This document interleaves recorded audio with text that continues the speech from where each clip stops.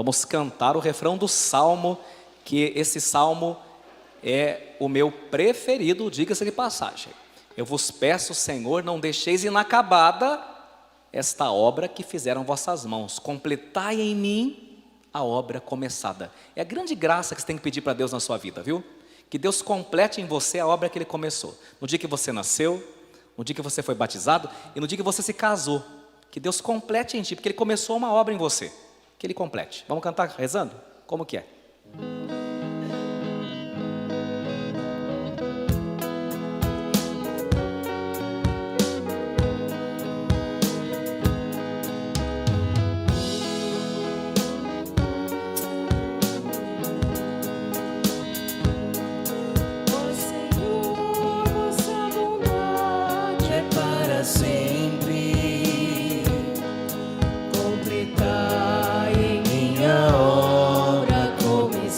Mais uma vez, toda a igreja.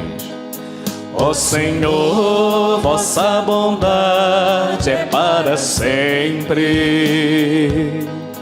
Completai em minha obra começada. Amém. Muito bom. Pode cessar os instrumentos. Então vejam bem, filhos e filhas da igreja. Na primeira leitura de hoje, nós nos encontramos sob o reinado do rei Ezequias. Ezequias foi um bom rei. Ezequias era ali, embora de maneira imperfeita, a imagem de Deus, embora de maneira imperfeita. Para nós nos contextualizarmos, Ezequias reinou no século 8º antes de Cristo. Então faça mais ou menos aí as suas contas. Século 8º antes de Cristo. Nós estamos em 2000, né, arredondando, 2023. Quantos anos dá? Dá 2.800 anos que essa leitura foi escrita, né? Faz tempo. Então, o reinado de Ezequias, século 8º antes de Cristo. E como todo rei que se preza, gente, Ezequias tinha uma espécie de homem de confiança, que era chamado, tinha dois nomes, viu? Era chamado de prefeito do palácio, ou era chamado de primeiro-ministro. Os dois nomes são a mesma coisa, era o premier do reino dele, né?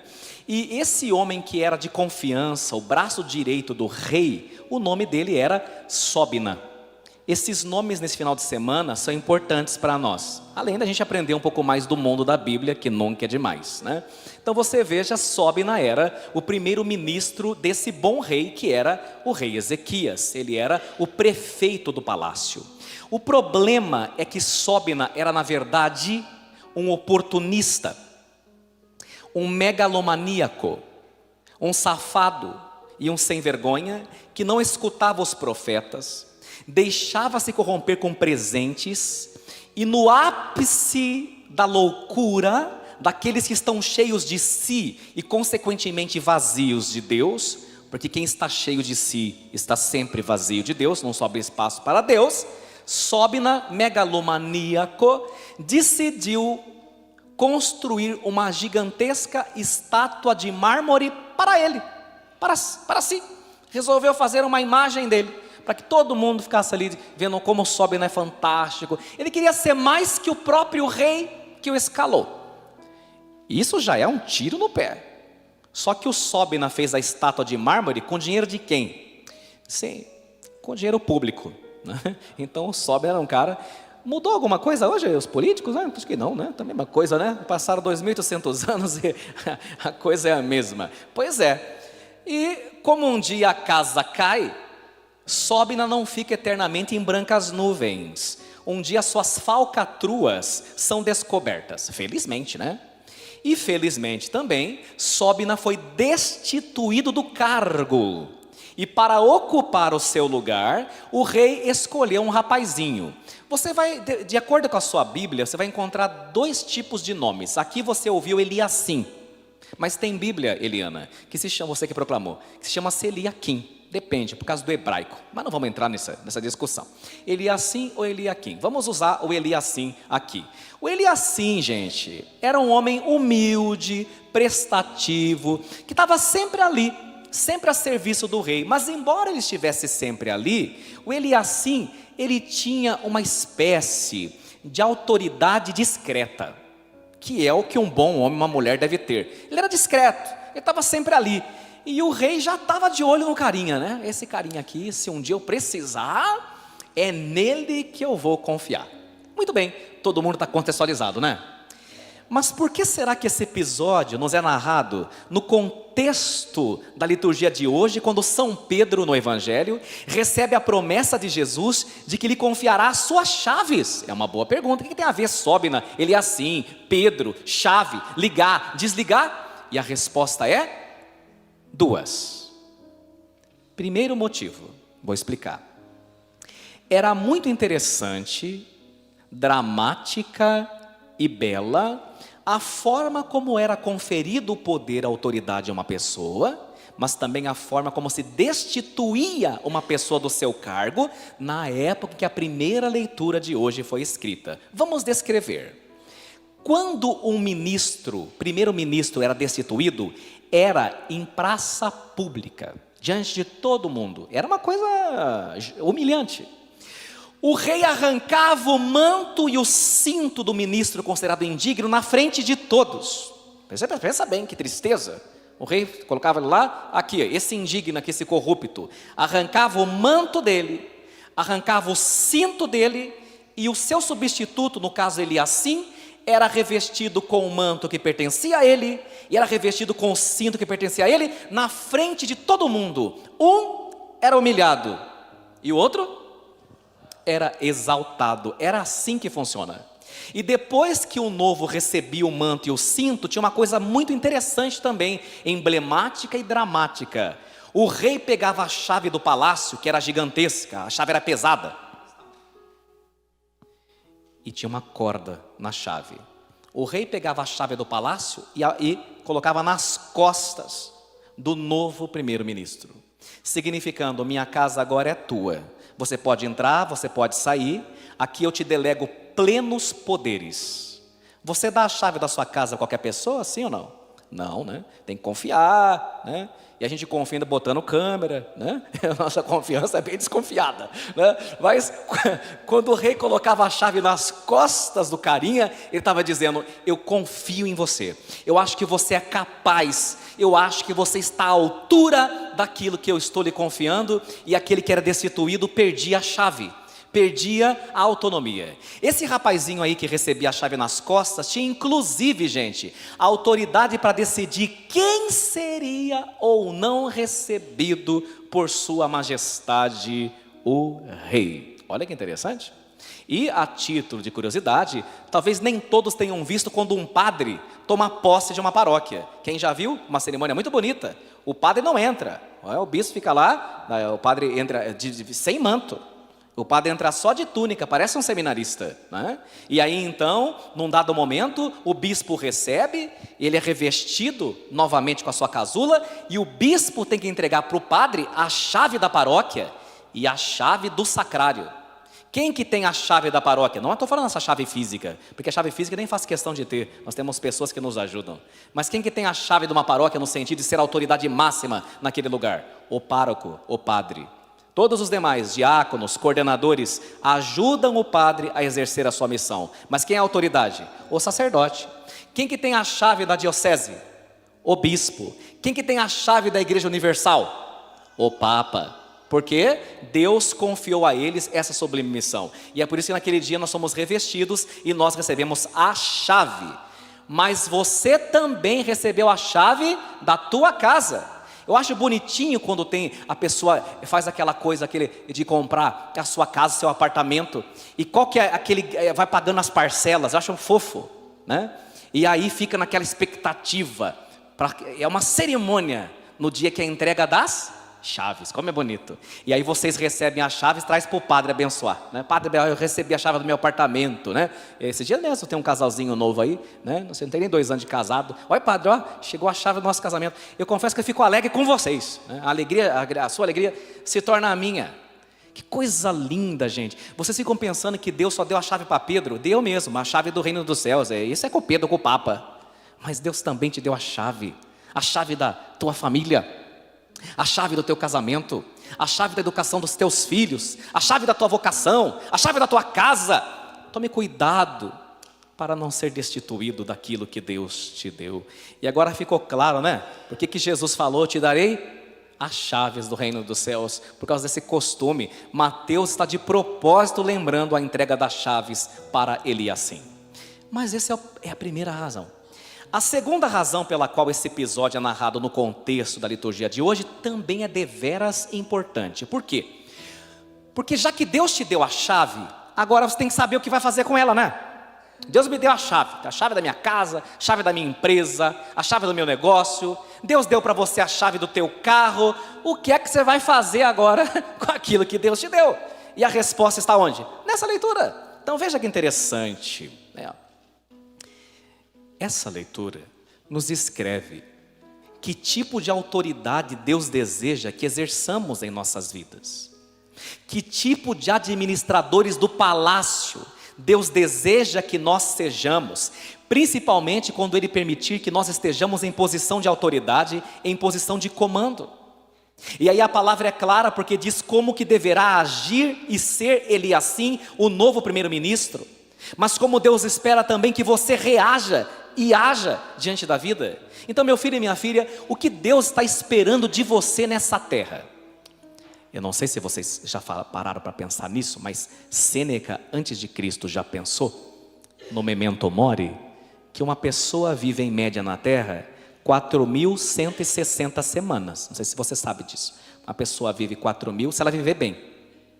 Se ela viver bem, 4.160 semanas. Sendo que cada ano tem 52 semanas. Meu filho e minha filha, essa vida é muito rápida, talvez muitos se deram conta disso ainda. São só 4.000, depois faça as contas. Cada ano tem 52 semanas. Veja quanto dá 4.060 como lição de casa. Deixa eu ver se eu estou errado ou não. Então, desculpe informar que a sua vida ela é um pavio.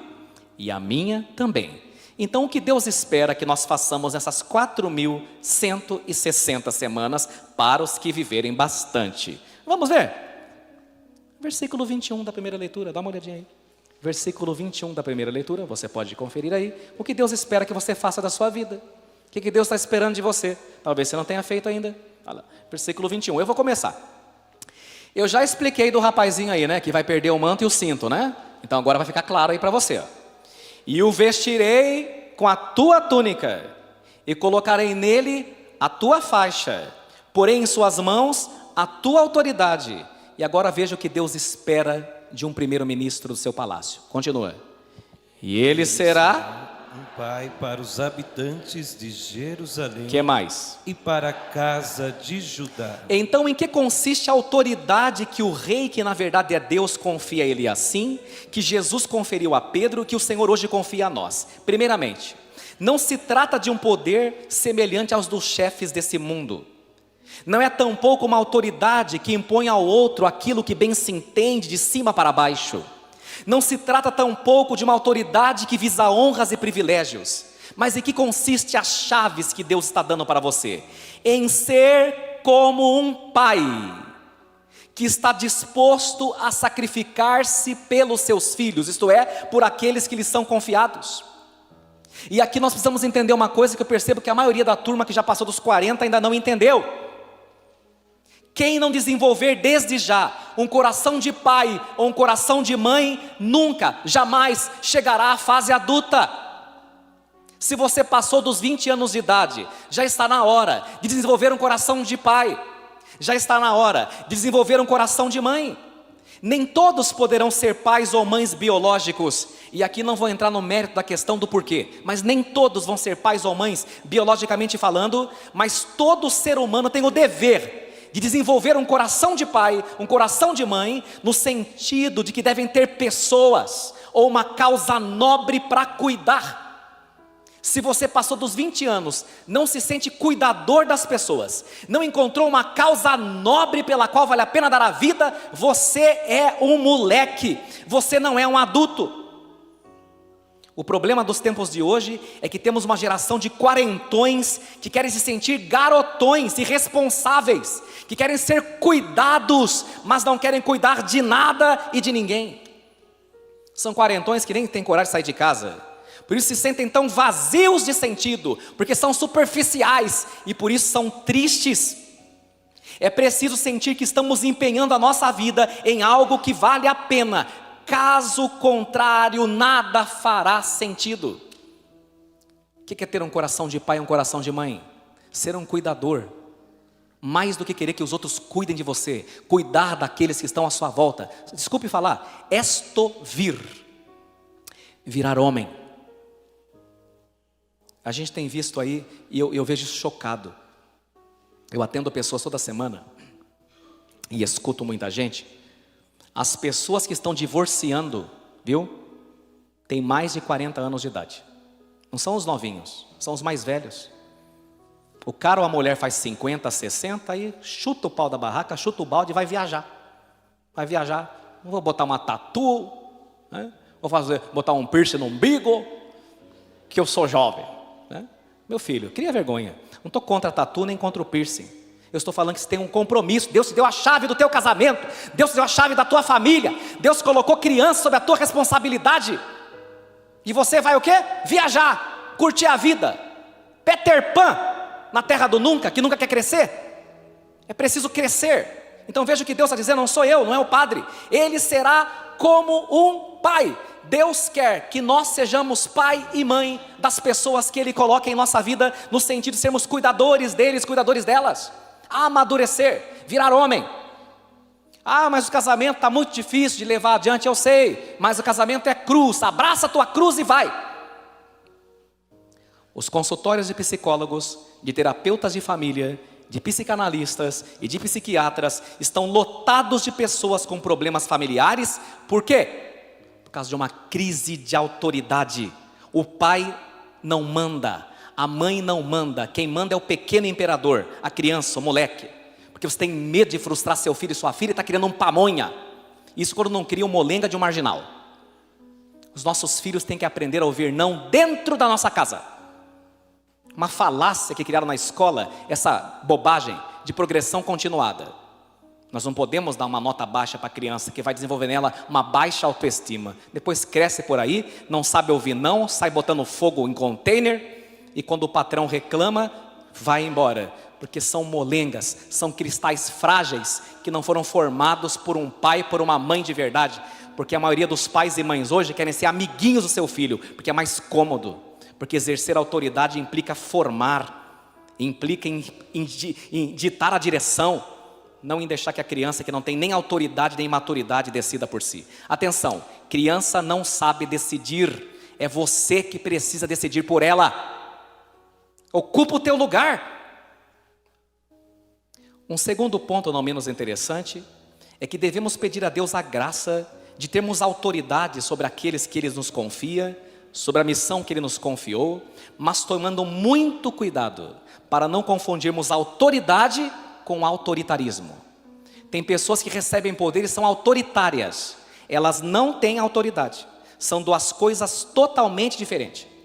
Isso serve para os pais que devem exercer liderança com seus filhos. Isso serve aos que têm subordinados na empresa, no trabalho.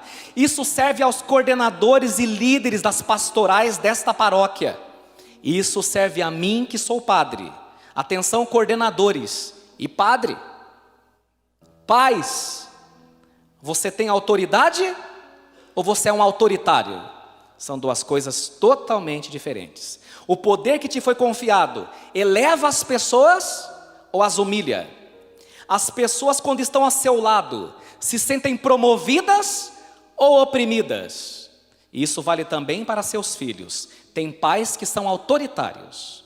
É bom a gente se perguntar: os meus filhos se sentem, mesmo quando tem que dizer não para ele, promovido por mim, cuidado por mim ou humilhado por mim? Me sinto um pai ou me sinto um garotão que passou dos 40? É bom nós respondermos essa pergunta.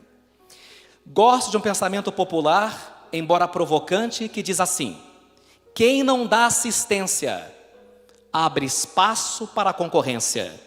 E outro muito famoso que diz assim, acho que vocês conhecem: quem não é visto, não é lembrado.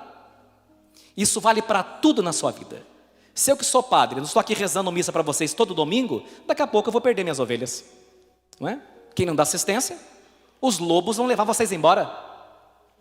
Quantas e quantas vezes estou passando de carro entre uma missa e outra e eu estou vendo testemunho de Jeová de porta em porta batendo. De porta em porta, batendo na porta das minhas ovelhas. Eu brinco com o seminarista. Olha lá, estão roubando minhas ovelhas.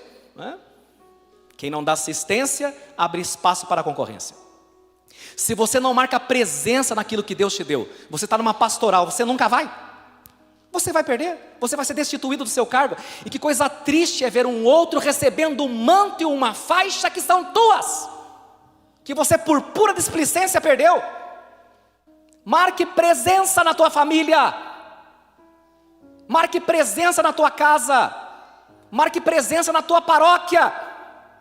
Isso é muito importante. Sobina perdeu tudo por pura displicência, porque não deu assistência, abriu espaço para a concorrência, e simplesmente porque não estava lá de coração, porque não estava lá de corpo e alma.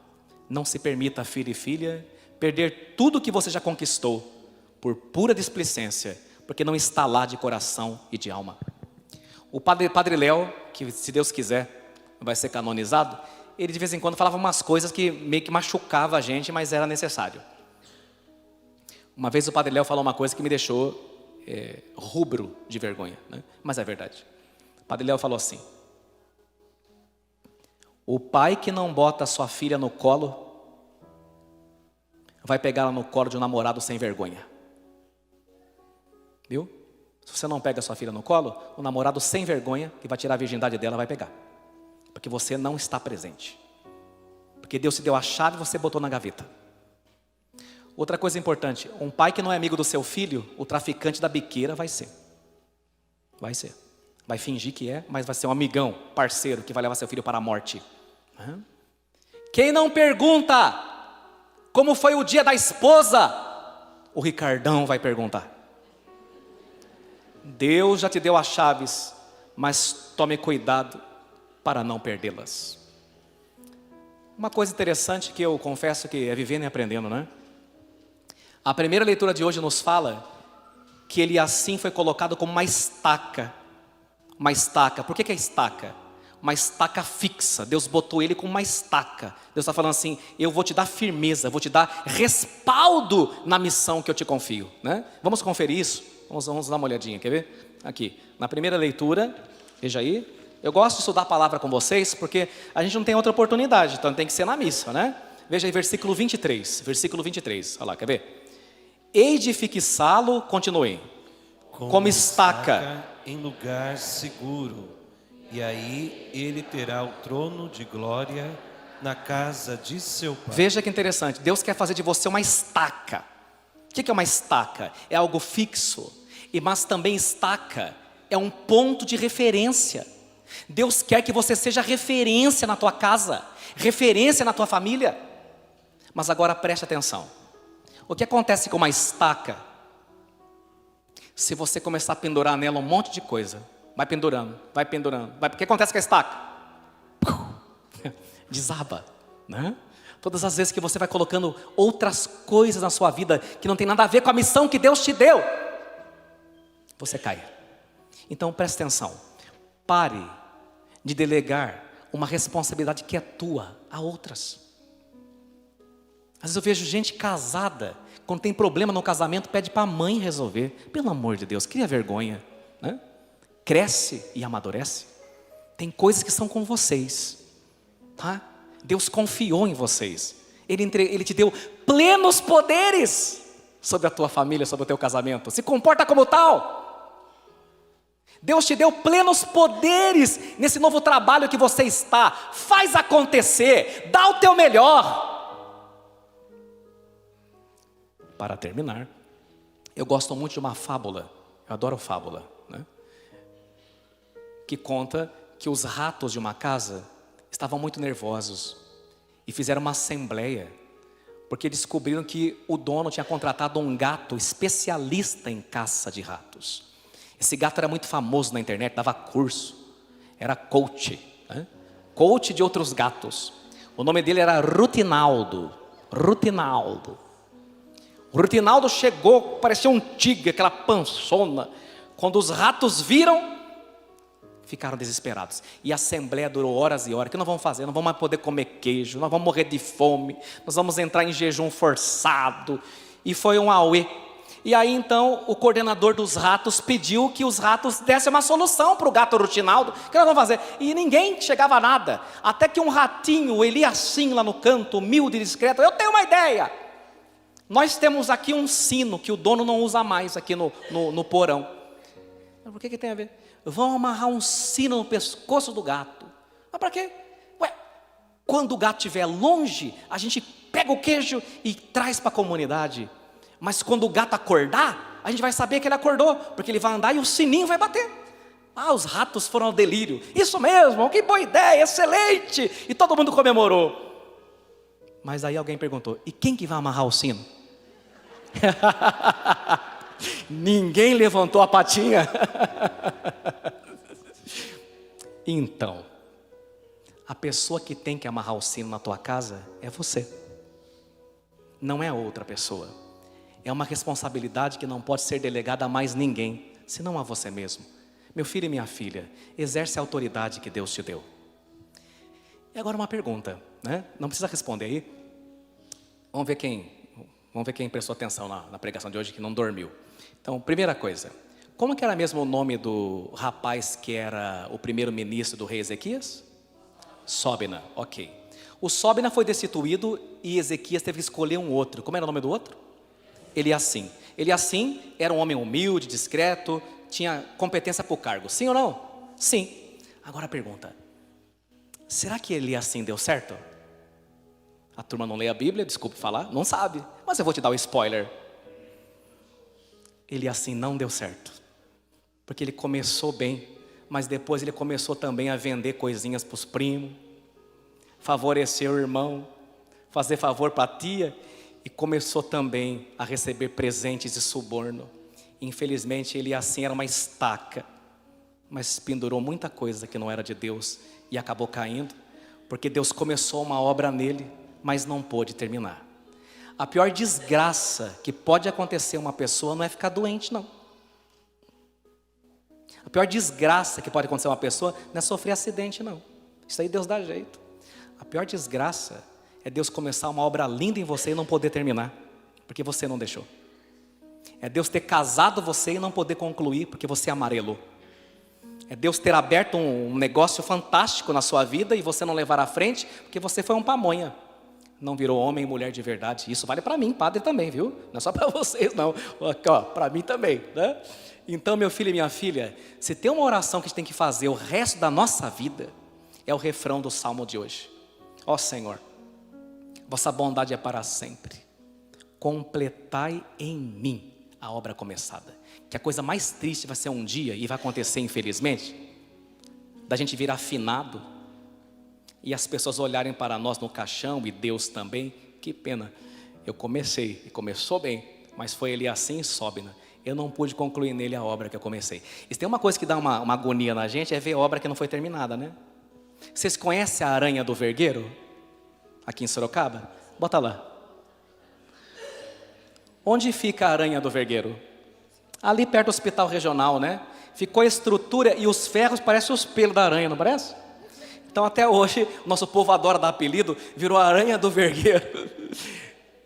Para quem não sabe, essa obra de 1959, o Monsenhor Antônio Miziara foi quem planejou uma belíssima igreja, e tem a maquete dessa igreja na internet. Mas não foi culpa dele nem da igreja, porque para variar, o Estado, em 1960, que prometeu dar recursos, não deu. Então ficou só lá uma carcaça que nem de longe lembra uma igreja. Mas é triste olhar uma obra que era tão fantástica, era para ser um templo lindo e virou uma carcaça. Deus nos livre de a nossa vida no final não virar uma aranha do vergueiro. O projeto era lindo, mas não foi continuado, porque a gente não contribuiu com a graça de Deus. Assim seja. Amém.